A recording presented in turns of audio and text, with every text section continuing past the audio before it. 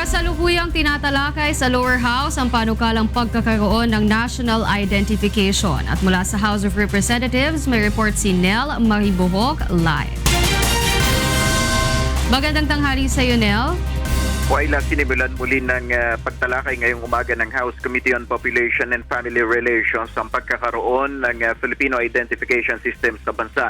May 19 na panukala ngayon na nakahain sa lower house kaugnay ng pagkakaroon ng national ID. Sa ilalim ng panukala, pag-iisahin ang lahat ng government-issued IDs. Batay sa panukala ni Quezon City Representative Feliciano Belmonte, ang Pilipinas ang isa sa 9 na bansa sa mundo na wala pang national ID system. Ang ID na ito ang siyang ipipresenta sa lahat ng transaksyon bilang requirement sa pagkuha ng passport, driver's license, pagpa-file ng application para sa serbisyo at pagkuha ng benepisyo sa SSS, GSIS, PhilHealth at Home Development Mutual Fund.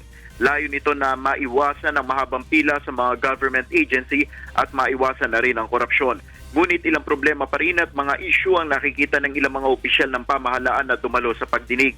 Ayon kay National Economic Development Authority Director Tema Manuel, kailangang maisama sa panukala ang probisyon na pagpapataw ng parusa sa sino mang maglalabas ng pribadong impormasyon na gagamitin lamang sa kapakinabangan ng mga outsourcing company.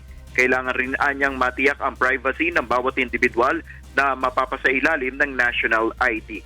Waila. Maraming salamat sa iyo, Nel Maribohok, live mula sa House of Representatives.